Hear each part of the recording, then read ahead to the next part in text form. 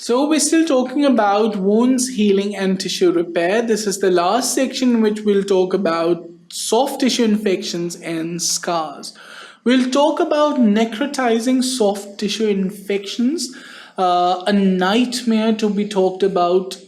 Then we'll see what is scarring and how do the contractures develop. So, necrotizing soft tissue infection. Here you can see the necrotizing elements in soft tissue. These are actually the nightmare of a surgeon, and let's see what these are. These are rare but are often fatal. They're commonly polymicrobial infections. They involve multiple organisms at the same time. There are multiple microbes.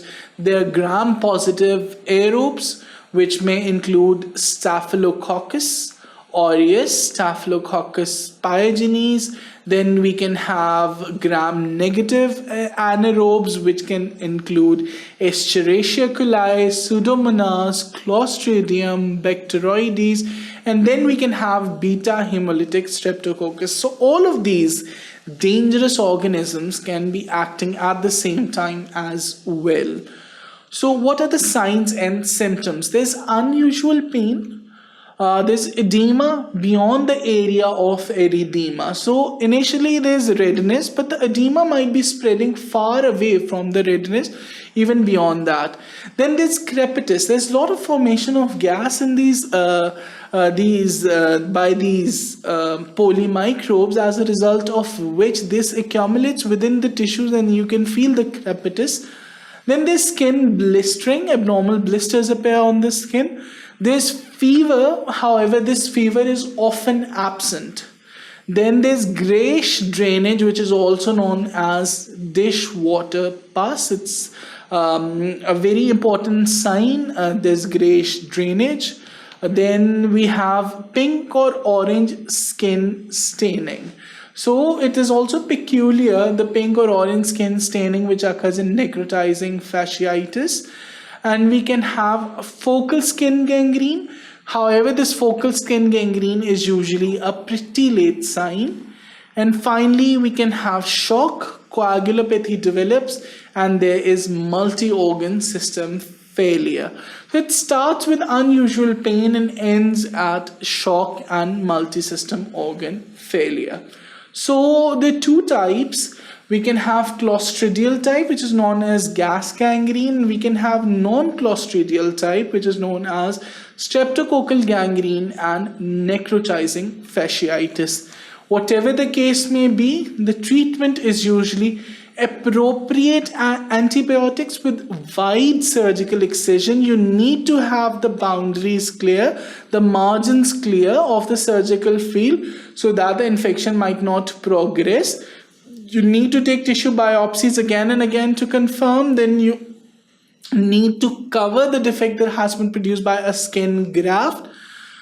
So technically, the surgical excision with the tissue biopsies tells you that till what point you need to excise the tissue, and after that, how to cover the tissue with a skin graft.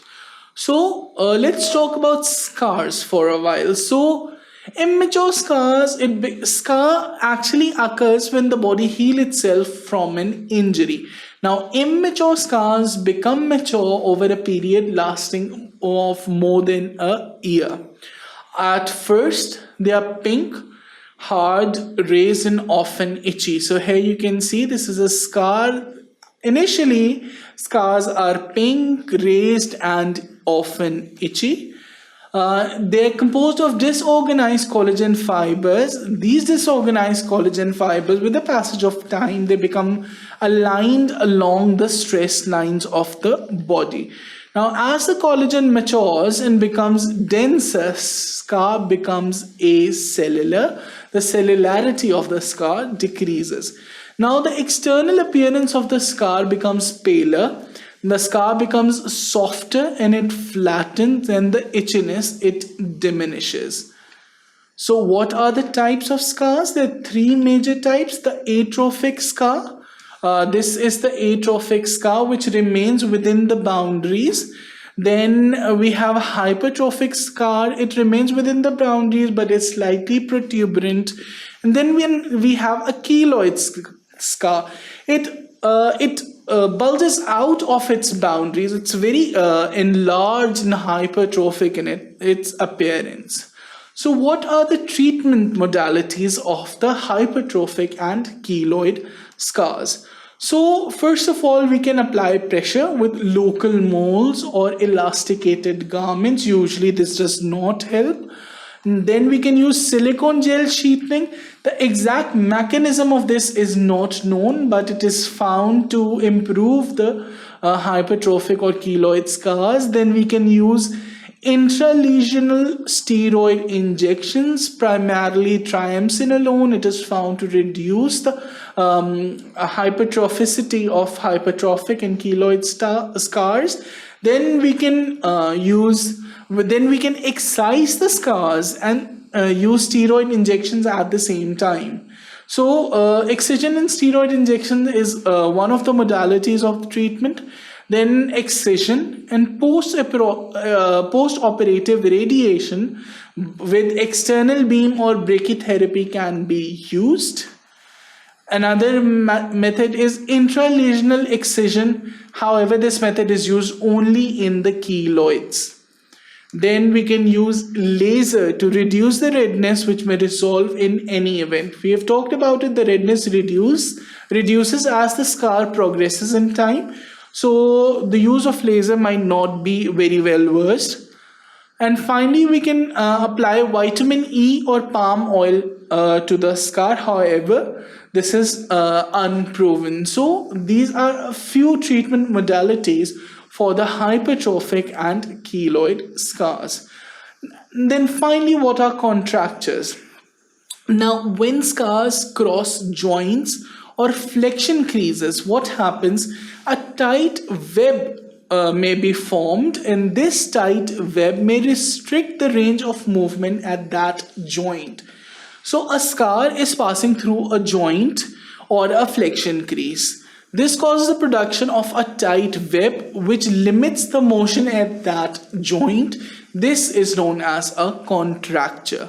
So the contracture can cause hyperextension or hyperflexion deformity, as can be seen in the figure. Now in neck, it may interfere with head extension. Obviously, if there's a contracture in the neck, the extension of the head can be limited.